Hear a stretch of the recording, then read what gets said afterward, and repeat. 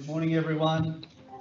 Welcome to the Tablelands Regional Council planning meeting for the 8th of June. Just to remind everyone to keep devices in silent mode or turned off, please. Do we have any apologies? No. I'd like to acknowledge the traditional owners of the land that we meet on today and pay respect to elders past, present and emerging. Item 5, declarations of any conflict of interest by councillors and or senior council officers. Councillor Clifton. Thanks, Mr. Mayor. I have a prescribed conflict of interest in relation to item number 8.1 and I will be leaving the room. Thank you. Any other declarations, councillors or officers?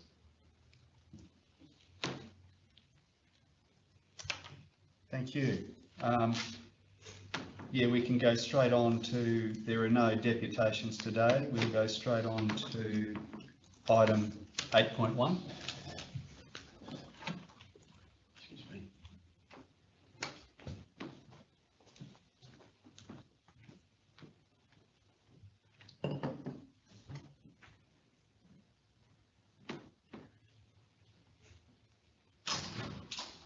Item 8.1, TW Headley Proprietary Limited, material change of use, short-term accommodation, Lot 3 RP 702445 and Lot 1 RP 738078, 61 to 63 Main Street, Tolga, MCU.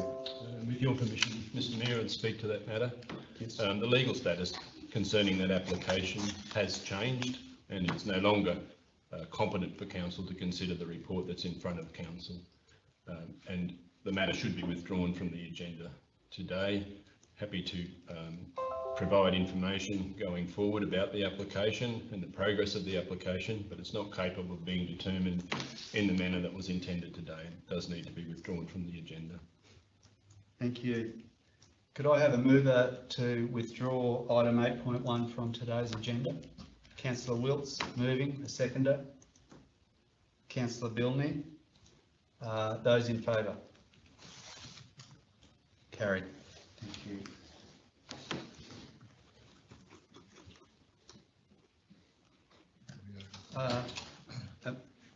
Was there going to be some discussion about that now? Mr. Mayor, I think we're happy to provide information via email. If there's any questions that councillors have technical nature, please forward them through and I'm happy to answer them. Are we able to provide a brief explanation of why it's been withdrawn? Councillor Clifton's now returned. If we can ask him to leave again, maybe. I'm happy to. Yeah, sorry, Councillor. I just think for the purpose of the people watching, they're going to want to know why.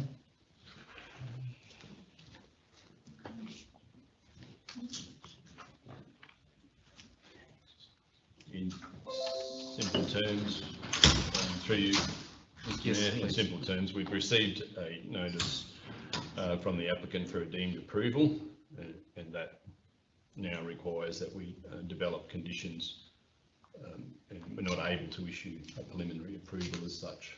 Now deemed approval in place, and we'll issue conditions around that. Those conditions may then be the subject of a negotiated decision notice, which would come back to council in the future. Just ask my expert if he wishes to add to that, to my brief summary. Through Chair, yes, that's correct. Thank you.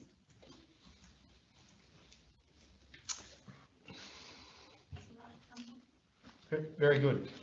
So Councillor Hodge had some business without notice regarding Councillor Clifton yeah. may or may not be able to be present for that. No, the first one he won't be able to. But we should still return, and he should still. Yeah, come back, Councillor Clifton. You can come back in time to leave again. Should have left the coffee out there. We need to keep the frequency and the records correct. Councillor Hodge has indicated that he wishes to raise business without notice, Councillor Clifton. It may be that one of those items also gives rise to a concern for you, so maybe, I don't know. Can I rely upon you to tell me whether I should leave or not? Yes, I will tell you whether you should leave or not. Thanks, Mr. Secretary. Councillor Hodge. Okay, well, I'll do it in the reverse so councillor Clifton doesn't have to move that straight away. So that there was two that I'll do is just an update on Old Mates Farm as far as the revegetation goes, whether that's been sorted. And I'll do that one first, and the second one will be the John Cole Toyota one, in the RL, I think 1 into 8. We'll do that second. Okay, so if we can go to you, Dan, if you can deal with that. So, through the chair, on Old Mates Farm, so it had been held up for a while since public notification as the applicant was dealing with the state assessment agency in regards to some veg issues. They've recently been sorted such that the assessment can progress, and as of last week, I received the amended proposal plan, and I'm in the process of doing up a set of draft conditions to provide to the applicant for discussion. Oh, that's good. Yeah. It's good to see it progressing. So. That's that one. And The second matter, I think it's in the interest of perception, Councillor Clifton, it's best that you're not in the room when that update's provided. Thanks, I agree. So can I just add on Yeah. Old Mates Farm, the provision of draft conditions is obviously not a decision. You know, there's no assurance that it's going to be approved just because we're talking about draft conditions. So those draft conditions will go out to the applicant. Yeah. They'll have their chance to respond. Yeah. And they'll be Some time to go yet. Yeah.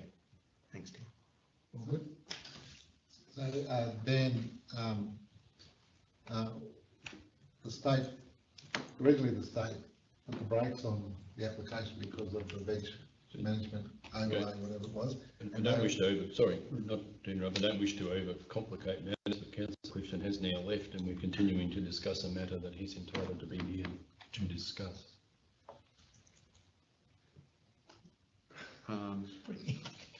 Perhaps we could consider that conversation offline later, Mr. Mayor.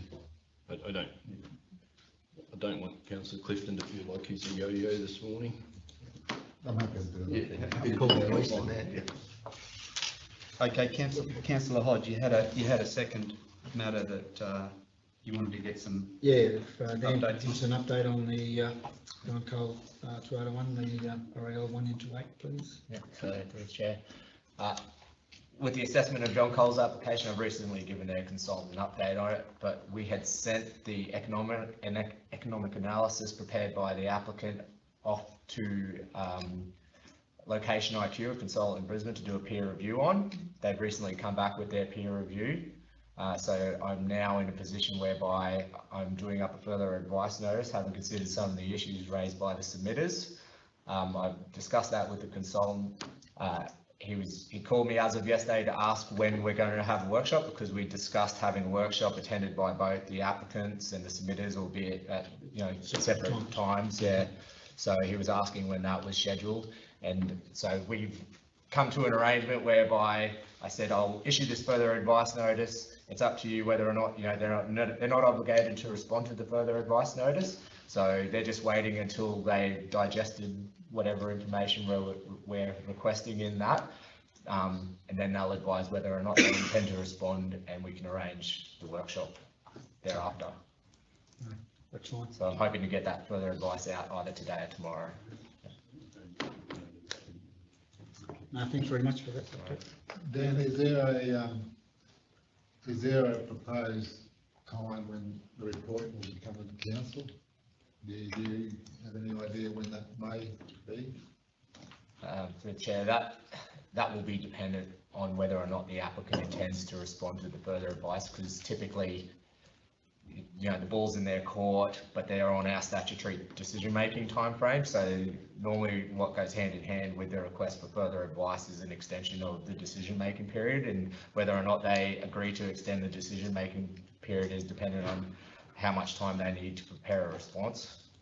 So, my understanding is that we have requested 3 extensions to that, and Yeah. they've granted them. Yeah. Would this be a 4th extension?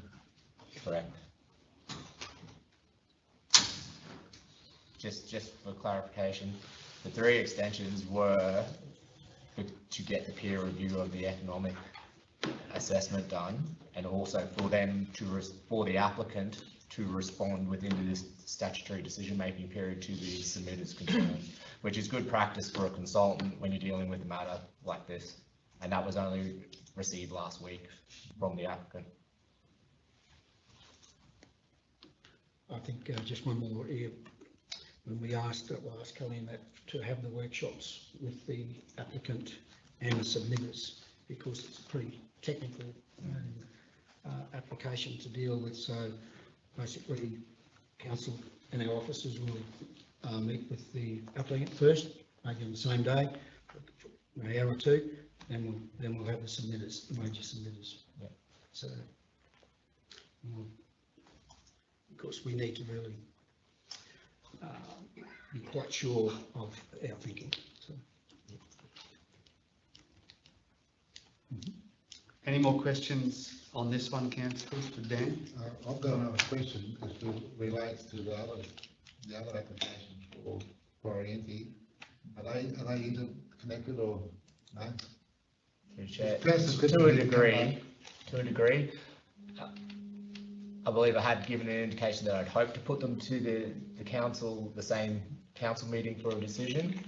Whether or not that happens, it's going to depend on this discussion that we're having about the further advice on John Coles, because the other consideration is that Alan Florianzig's application is actually code accessible. So he'll be eligible for a deemed approval if we don't decide it within the statutory decision-making timeframe. So he can actually sort of force our hand on that one. So I've got a meeting with his consultant on Friday. There's been an information request issued, albeit it's not a particularly onerous one. There's a couple of very simple issues for us to sort out there, I would hope. And so it may be the case that Alan's has to come to council before John Coles. Councillors, final call. Okay, I might just call Councillor Clifton in before we close the meeting.